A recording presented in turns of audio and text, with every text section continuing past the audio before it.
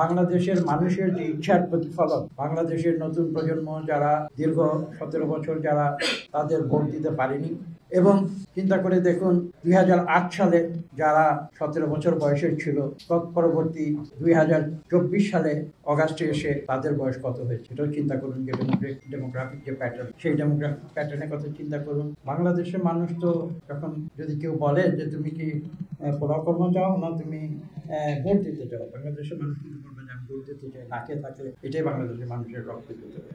তো কাজে নির্বাচন নিয়ে তো আপনারা বুঝতেই পারছেন, বাংলাদেশের মানুষ কোটি কোটি মানুষ, 12 কোটি ভোটার এখন বলা হচ্ছে ইন রাউন্ড ফিগার্স, তারা ভোট দেওয়ার জন্য। তো কাজে ভোটের ব্যাপারে যখন একটা নিশ্চিত কোনো ইঙ্গিত যখন সরকারের পক্ষ থেকে আসে, যখন বলা হয় যে নির্বাচন কমিশন তাদের দেশবাসীকে জানাবে ভোটের তারিখ, তখন তো বাংলাদেশের মানুষ উৎফুল্ল হয়ে যায়। আমি খোলাখুলি বলছি, আমি তো সেই দিন আমার গ্রামে ছিলাম, এলাকায় ছিলাম, আমি দেখেছি যে মানুষের যে একটা উচ্ছ্বাস, সেটা আমি দেখেছি। এবং আমার মনে হয় সারা বাংলাদেশে সেটাই ছিল।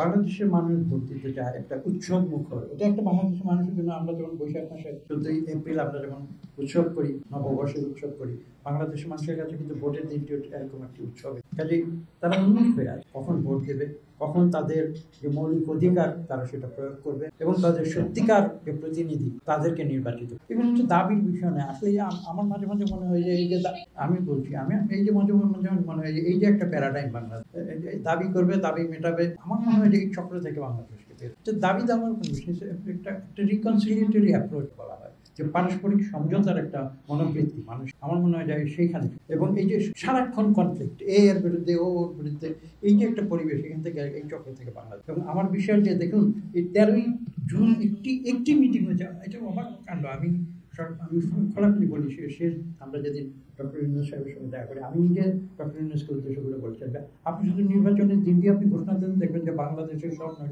একদিনে। তা আপনারা কি দেখতে পাচ্ছেন না? আমি কিন্তু বাংলাদেশের এখানে সেখানে যেখানে যাই 13ই জুন পর থেকে দেখি, আসলে কিন্তু বাংলাদেশের একটা গুণগত পরিবর্তন হয়েছে। 13ই জুনটা কিন্তু অস্বীকার করার কোনো উপায়, যে কথাগুলো মানুষ এখন উৎসাহী, একটা সামনের দিকে তাকাচ্ছে, মানুষ চিন্তা করছে যে দেশে আবার এই গণতন্ত্রের জন্যই তো বাংলাদেশ সৃষ্টি হয়েছিল। 71-এ কেন লক্ষ লক্ষ মানুষ কি স্বৈরতন্ত্রের জন্য জীবন দিয়েছিল? তারা তো বুঝেছিল যে পাকিস্তানের ভেতরে গণতন্ত্র হবে, আমরা বাংলাদেশ একটা আলাদা দেশ চাই, কারণ আমরা একটা রাষ্ট্র। মানুষ মন করে কথা বলতে চায়। এই যে আজকে আপনারা প্রশ্ন করছেন, আমরা উত্তর দিচ্ছি, বিগত 13 বছর কি পরিবেশ ছিল তো। কাজেই এই যে বাংলাদেশের মানুষের যে সাইকোলজি, এটা তো মানুষ না খেয়ে বলছি, না খেয়ে থাকতে রাজি আছে, ভোট না দিয়ে কিন্তু থাকে। অনেক কথা হয়েছে, অনেক আলোচনা হয়েছে, 3টা নির্বাচন আপনারা দেখেছেন, বাংলাদেশের মানুষকে সেটা গ্রহণ করেন। তো কাজেই আজকে আপনি যে প্রশ্নটি করেছেন, যে আজকে বাংলাদেশে একটা গুণগত পরিবর্তন আনতে হবে, এবং সেটা আনার জন্য কি প্রয়োজন?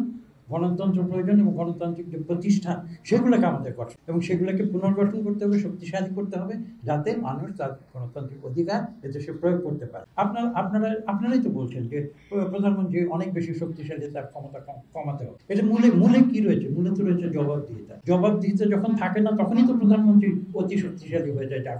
যদি জবাবদিহিতা সত্যিকার থাকতো, তাহলে তো প্রধানমন্ত্রী করতো। কাজে মূল কথা সেটা হচ্ছে যে বাংলাদেশের মানুষ কিন্তু বিশ্ববিদ্যালয়ের পলিটিক্যাল সায়েন্সের মাস্টার্স ডিগ্রি বাংলাদেশের মানুষের সবার না থাকতে পারে। কোটি কোটি মানুষ যারা হয়তো স্কুলে যেতে পারেনি, বা যারা হাই স্কুলে যেতে পারেনি, বা কলেজে, তারা কিন্তু পলিটিক্যাল সায়েন্স বুঝে না, কিন্তু তারা এটা বুঝে যে সরকারকে জবাবদিহি করাতে হবে। এটাই তো পলিটিক্যাল সায়েন্স।